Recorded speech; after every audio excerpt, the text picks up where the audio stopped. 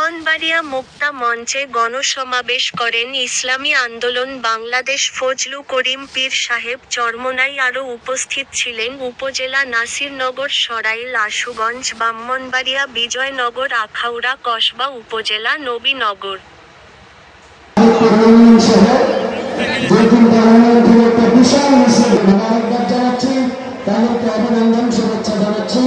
আমরা যারা আসছি শৃঙ্খলার সাথে এখানে বসে পড়ি।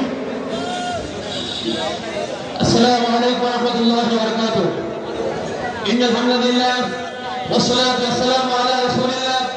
আলহামদুলিল্লাহ আয়োজিত ব্রাহ্মণবাড়িয়ার পৌর ঐতিহাসিক পৌর মুক্ত মঞ্চ, যে মঞ্চটি স্বৈরাচারদের দখলে ছিল, সেই মুক্ত মঞ্চ মুক্ত হয়েছে। মুক্তভাবে বক্তব্য দেওয়ার জন্য, সুযোগ দেওয়ার জন্য ইসলামী আন্দোলন বাংলাদেশ ব্রাহ্মণবাড়িয়া জেলা কমিটিকে মোবারকবাদ জানাই। আজকের গণসমাবেশের শ্রদ্ধাভাজন সম্মানিত সভাপতি, জেলা কমিটি, থানা কমিটি, থানা নেতৃবৃন্দ, আরত সদস্যের সহযোগিতা ভাই এবং বোন, এই বাংলাদেশের মানুষ বারবার শান্তিকামী, মুক্তি চাই বলে আওয়াজ তুলে এই দেশটি দ্বিতীয় ভাইয়ের মতন স্বাধীন হয়েছে। তারপর চতুর্দিকে এখনো কিছু স্বৈরাচারদের আনাগোনা দেখা যাচ্ছে। এই মুহূর্তে যদি উপদেষ্টা গোপাল হয়ে উত্তরে আমাদের দেশে বিশৃঙ্খলা শুরু হতে যাচ্ছে ভাবে, কিন্তু সেই বিশৃঙ্খলা হতে দেবে না আমাদের দল ইসলামী আন্দোলন বাংলাদেশ।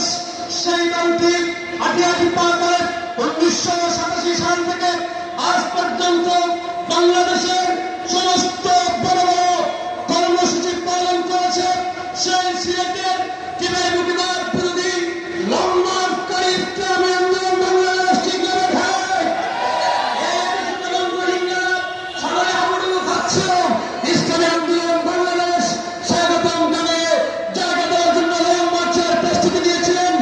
ইনশাআল্লাহ চরমোনাই মানবতাবাদী মুক্তিকামী নেতা, এদেশের রিকশাওয়ালা, তেলাবেন, মজদুর, গরিব দুঃখী, অসহায় মেহনতি মানুষের নেতা ঠিক রেখে সংক্ষেপ করা হলো।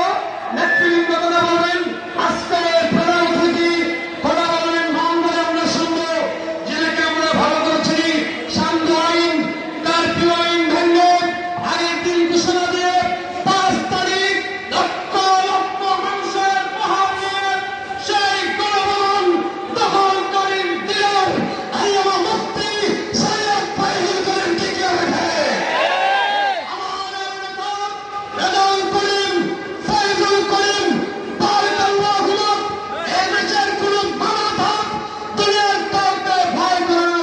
আল্লাহ রাব্বুল আলামিনের ভরসা নিয়ে সামনে এগিয়ে যাচ্ছে। পুরান দল বকুল দেখা হয়েছে, মানুষ নতুন চায়, নতুন চায়। ইসলামী আন্দোলন বাংলাদেশ, পীর সাহেব চরমোনাই জিন্দাবাদ। বাংলাদেশ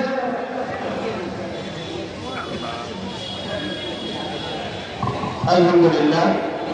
এ পর্যায়ে